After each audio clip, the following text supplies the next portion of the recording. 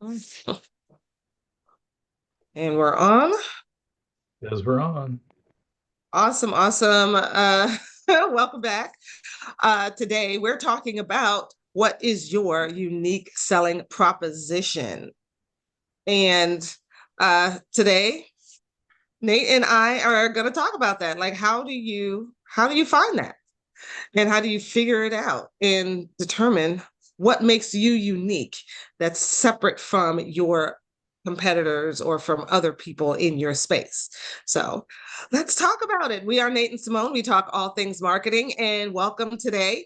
If you are listening for the first time, go back and watch our previous videos. And we are marketers. We talk mostly about the bigger strategy, because so many people want to sell you websites or funnels or AI or Facebook ads or whatever. But if you don't have a strategy, an overall strategy for your business, it doesn't matter about any of that. It's not going to work. So we want to make sure that you see the bigger picture. You take a look at your business from a 10-foot view. So, hi, Nate. Um, Hello.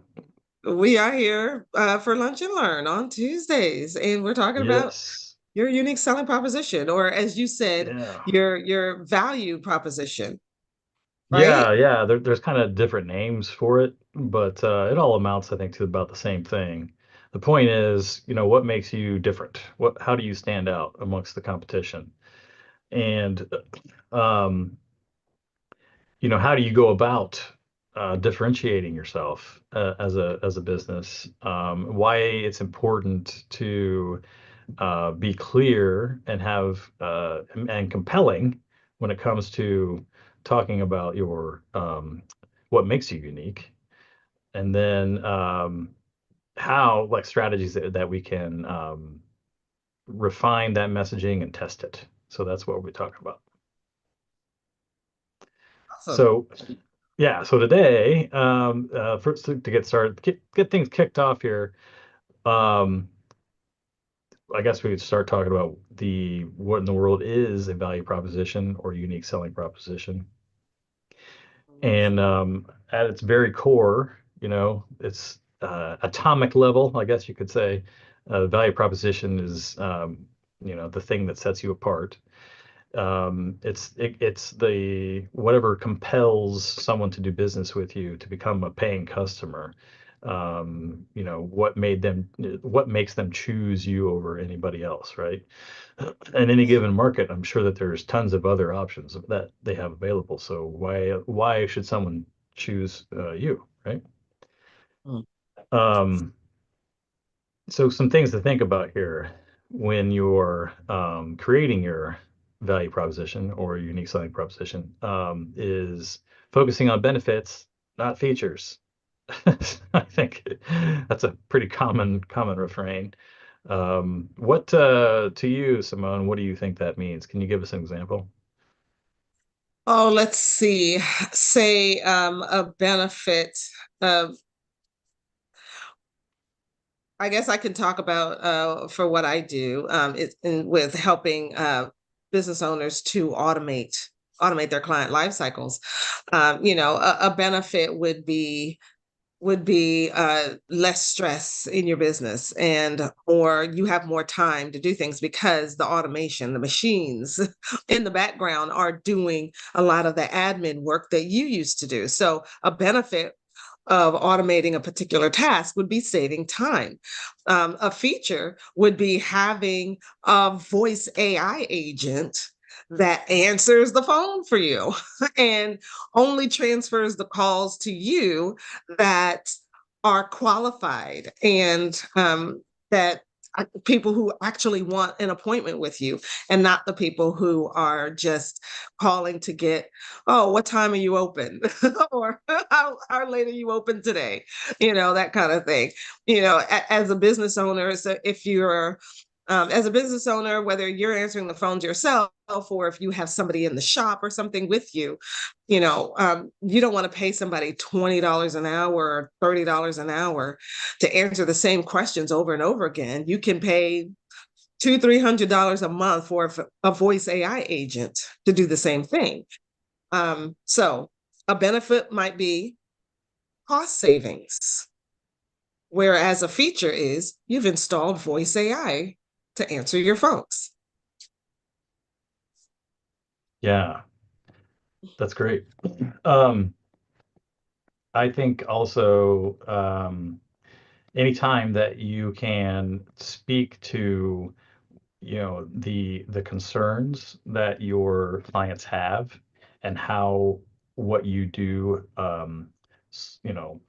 helps to alleviate those concerns or solves the problems that they have. Those are the benefits to the client, right? And Absolutely. thinking about it from that perspective, I guess, is helpful. Um, Speaking of, um, okay. Well, we'll keep going on here. So, showing another important aspect here is showing results or outcomes that the customer can expect from working with you is extremely Right. useful. And And that are measurable results. yeah, so this is where Yeah. having case studies, for example, with results that you've been able to generate for past clients comes in handy. Helps to, really set you apart and um, gives them one more reason why they should choose you, right? Well, Absolutely. if this person is able to do that for them, then maybe they'll be able to do the same thing for me, right? That's kind of the idea. Absolutely. So, so the question here, what benefits does your business offer? Um, and I would encourage anybody listening to take a moment, write down one benefit that you think would truly resonate with one of your customers. Um, okay, so now that we know what a strong value proposition looks like, next question, how do you stand out when your marketplace is crowded with a bunch of other competitors? And I guess the first thing here to think about is that you don't have to reinvent the wheel to stand out. Um, I think somebody said one time, you don't even have to be better than the competition. Mm. You just have to be different. You just have You to be know, different. Yeah. you just have to be someone that people remember. Yeah. It can be as simple as that, really. Mhm. Um, No, Now, it's it interesting. It's it like it helps if they're remembering you for the right thing, though. So, yeah, that's true. That's true. The thing that you want them to remember you for should be something positive, yeah, but should be something that they like and value. So, I think of two different sandwich shops. Like one is maybe Jimmy John's, and another one is Potbelly. And I don't know if you've ever heard of Potbelly, but oh yeah, they're of course. yeah, they tend to be around college campuses here in the DC area. Um, They have them in I Illinois feel near Chicago, but I haven't seen them here in Indiana, unless it's at the yeah. airport or something. But So I've been to a Jimmy John's before, and I found that the sandwiches it was pretty good.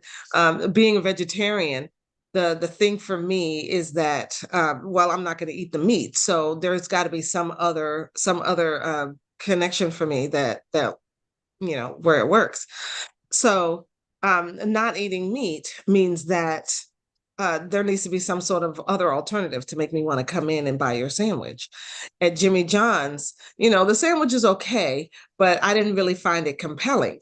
Whereas when I went to Potbelly, and same issue, right? I'm getting a grilled cheese sandwich basically. They grill the bread and melt the cheese, but then they also have this ingredient called like their hot peppers, where they have pepper and pepper, like little cauliflower bits and carrots and some other things, and it all just kind of mixed in, and it just gives the sandwich this kick. So hmm, you know um making it me just hungry. has this ingredient that just makes it different and special, and Yeah. and I don't necessarily miss the meat. Gotcha. Okay. Yeah. That's so good place to go if you're a vegetarian. Um, um, Yeah, really good.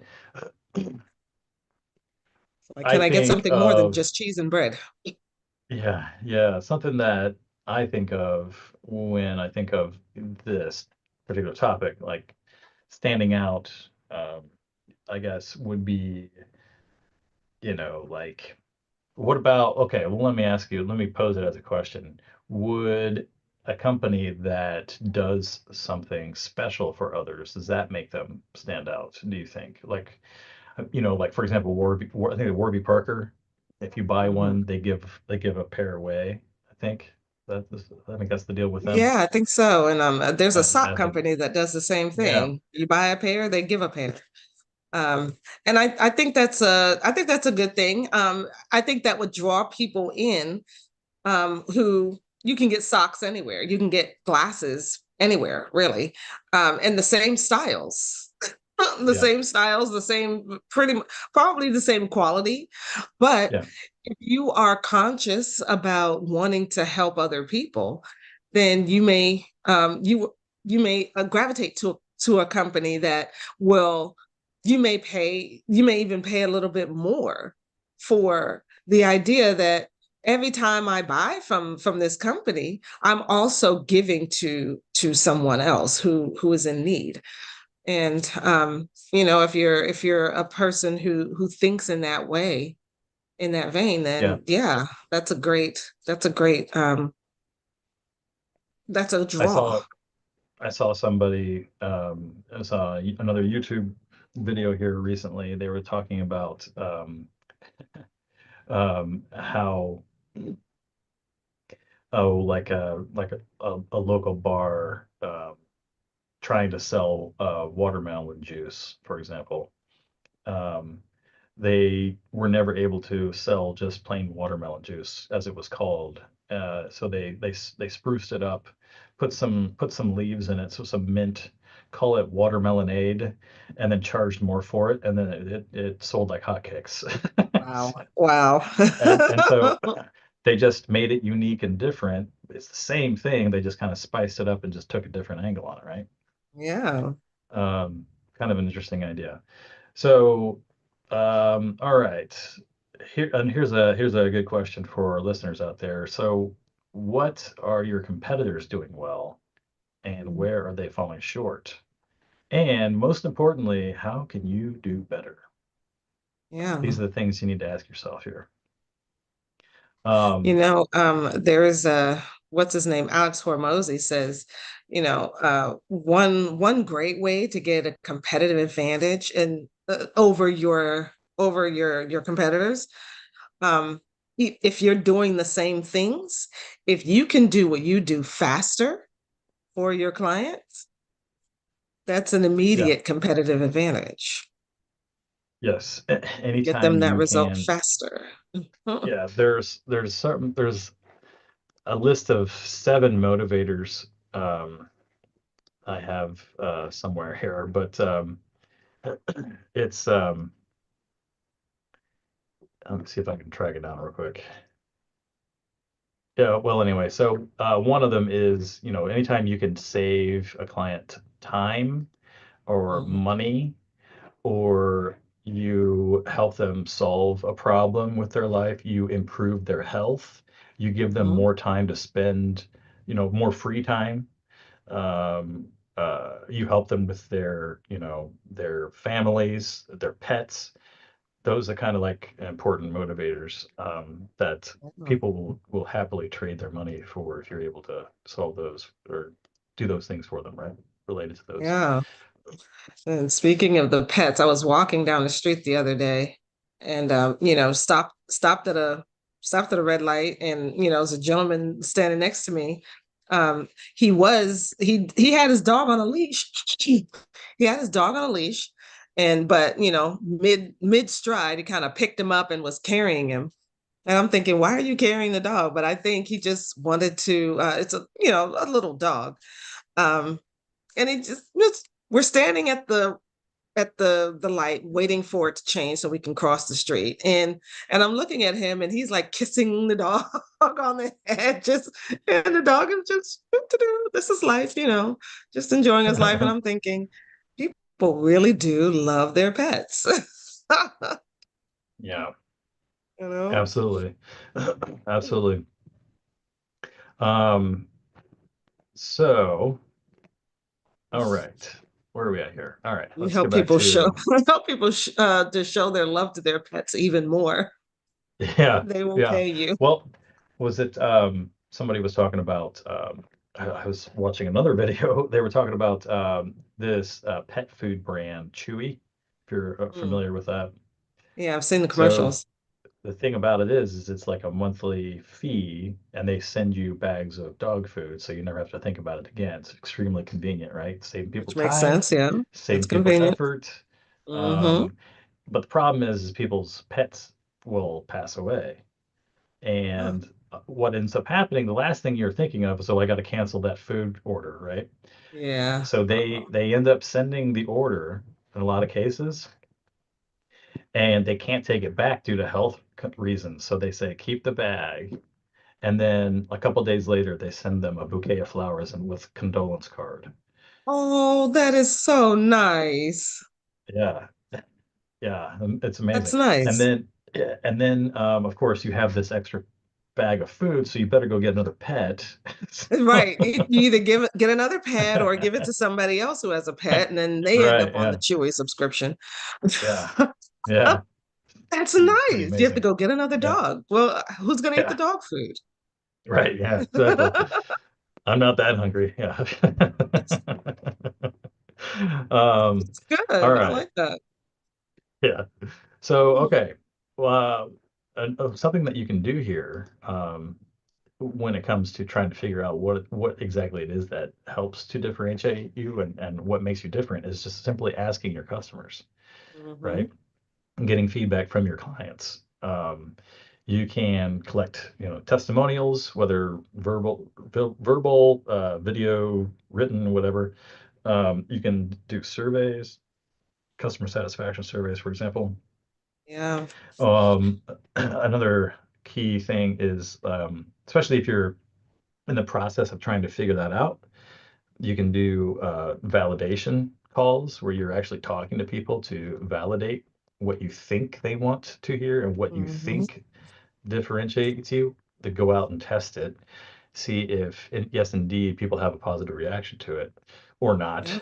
You know, save you a lot of time and money doing that.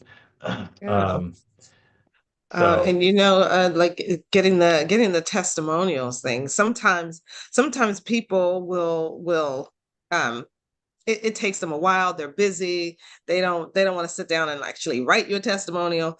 So if you have the time, you write up a case study on them and then send it to them and say, hey, is this accurate? We want to make sure that we're writing up a case study, like here's the before, here's what we did, and here's after. um does this make sense? And I did that recently. Sometimes a person will say, yeah, okay, yeah, that's good, that makes sense. I did that recently. And I wrote up what I thought was the outcome, an accurate outcome of this client's my services with them. And she wrote back, she said, oh yeah, this looks good, but add um, and I increased my revenue 300%. wow. And see, I wouldn't have known that. And if I hadn't, because she's a busy person. She's a Mm, busy person. I like don't hear from her all the time. I only hear from her like maybe if there's a hiccup and she has a problem, something needs to yeah. change. Um, but I did want to get a testimonial from her, and I asked her several times, but she hadn't done it. And so I said, well, let me write something up, um, and she wrote back, yeah, this is my result. Thank you. Oh, well, wonderful. So that's something that you can do. You don't necessarily have to wait on the client to give you a testimonial. You can write up the testimonial and then just check it with them. Say, hey, is this Hmm. accurate? Absolutely. And if you're recording your calls with your client, then chances are good that they've already told you these things, and you could just go back through the recordings and put it together that way. Saves a lot of time, Yeah. um, Yeah. which I have I done. actually got a So, testimonial on a call with the lady right after, like right before we were done. with the call, or we were about to hang up, and I said, "Hey, since we're here, would you mind giving me a testimonial about your experiences with me?" And she said, Yep. "Oh my goodness, I gotta okay. Let me put some lipstick on. Let me take my hair down." Oh And my she gave me a gosh. great testimonial. Nice. Yeah. Yes, us women, we care about these things. Mhm. But yeah, she Yeah. gave me a great video testimonial right there on the spot. So Yeah, I mean, if you're already out there trying to test this messaging, right? You're having these calls with people to test out what you think they want to hear. You're already in the process. You might as well just say, "Hey, throw that in there," and put the feedback and the testimonials right then and there. boom, right then. Mhm. So the key thing here is remembering that differentiation isn't about being better necessarily. It's just about being different, and hopefully in a good way, right? In a good way, Um, absolutely. um, okay, so once you've identified what makes you unique, the next up is making sure that your customers can see, feel, and understand that value, which involves clear and compelling messaging. Um, I think messaging is one of those things that we talk a lot about in marketing, and to some degree, it sounds somewhat esoteric. People are like, messaging, what do you mean by that, right? Is it like a phone message? Well, Mm. yes and no. I guess. Um, I Like how guess, you communicate to them yeah, what your offers are and how you can help yeah. them. Um, One thing I always think of in this case would be messaging is like the difference between talking to an engineer, versus a salesperson. They're going to use some really different language in most cases, right? Because the yeah. salesperson understands the types of things that the customer wants to hear. An engineer is just talking about the facts and the technicalities and things like that, which some people, granted, they do want to hear that. But in most cases, people just want to know how it's going to, fix their problems, make their world better, not necessarily how you invented it, how you got to where you are, all the tolerances involved, and all this kind of stuff, right? Those are all Right. the technicalities and everything that's kind of internal. It's jargony, right? You want to avoid jargon. You want to speak the language of the people you're talking to. I think Yeah. that's the most important factor. Uh, Um, and one easy way to do that is KISS. Right? Keep it simple, stupid, as Keep they it say. simple. Yeah. Um, and you're trying to avoid cramming multiple different points into one statement. Think, what is the one thing that really sets you apart that can really, stick in people's minds? Stories are a great, thing to use here because, we as people, that's kind of, we love stories. I don't care who you are, where you come from. Everybody loves a good story. And this is what, sets apart the really good or great salespeople from like the mediocre ones, right? Is the ability to use stories and to engage your customer's imagination, help them see a better future, right? With you. That's true. That's true. A good person to look at for this is Russell Brunson. Yeah, In every one of his presentations, every one of his funnels, he tells a story. He tells a story. And that's what he teaches. Tell how you learned it or earned it. yeah, You're trying to offer a solution to somebody. How'd you learn it? How'd you earn yeah, it? yeah. Where'd you get this from? What was the origin? You know? He always talks about that, and he's very, very good. Very, very good at that. Yeah, and it doesn't need to be like a full on, heavily detailed biography or, Right. We don't need this to is on a know made for that you TV were movie. born in this hospital in this county. Yeah, We were all yeah, born in a hospital in some county somewhere. yeah, Um, yeah, but it's like I've heard this too, like start with where your client is at that moment. You don't necessarily need to go all the way back to the beginning, but start with where they are and and talk to them about how you got from where they are now to where you are now. Yep. And I think it's important that that you continue to test your messaging, um, test it in different places, in different ways.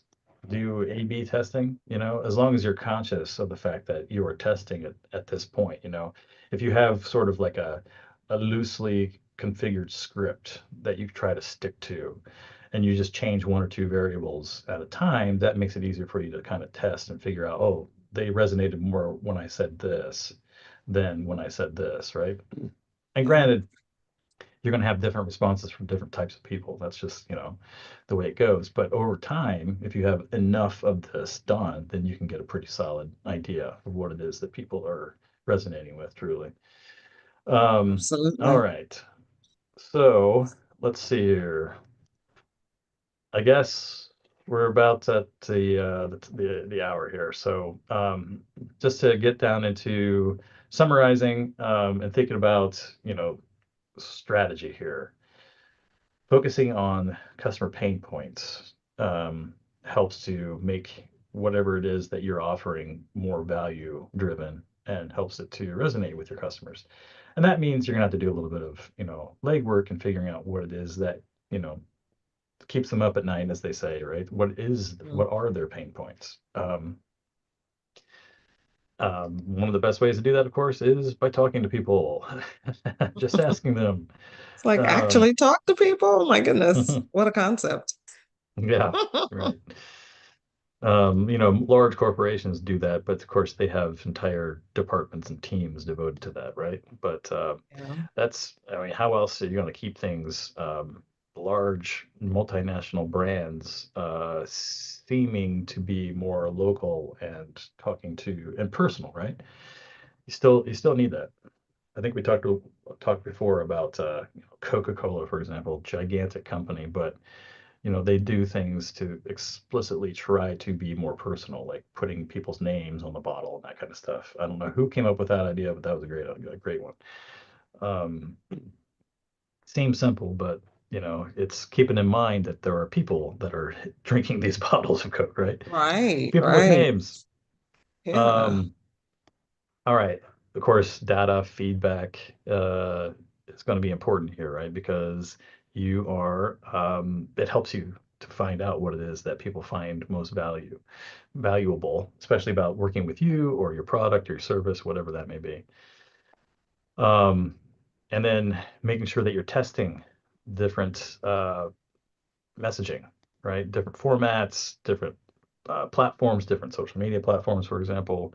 Maybe you Yeah. try, saying one thing over here on Twitter versus, what you're saying on LinkedIn, right? Mm. And then And when it it's comes to just, email marketing, you know, try also texting. yeah, yeah, exactly. Mhm. Hmm. And if that's try texting, try WhatsApp, try phone calls. um, Yeah. And, yeah, there's and you lots of may, different platforms that you can use to communicate with your audience. It's not just the one way. yeah, and you should. Um, and from that, then you can start to build, playbooks that say, this customer in this particular segment prefers this form of communication, and this message resonated well with them. From that, then you can hand that playbook over to somebody, uh, that you want to bring onto the team that's going to help you out with that messaging, for example, and then voila, they can pick up right where you left off, and it becomes a magical thing, right? There's Yeah, no real guesswork there. You're being strategic about it. You're being methodical. There's a method to the madness here. you know. Um, yeah, all right, so I think it's important to keep in mind that your value proposition or unique selling proposition is not written in stone. As most things in marketing is, it's a living thing, right? It changes with time.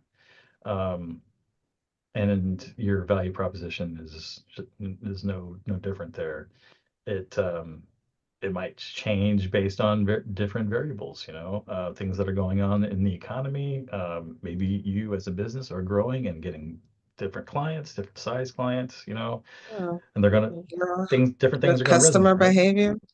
Yeah. Yeah. Customer behavior, audience behavior changes over time, based on changes in society, changes in technology.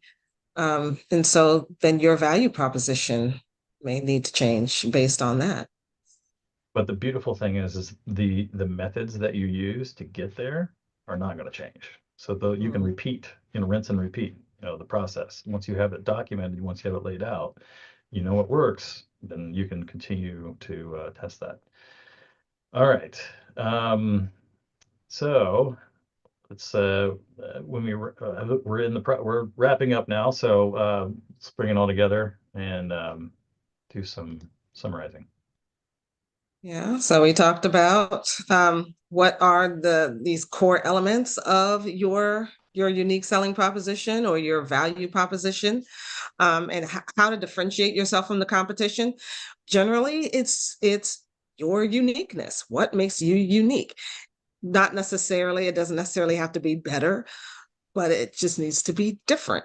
Why clear communication is the ultimate tool in making an impact.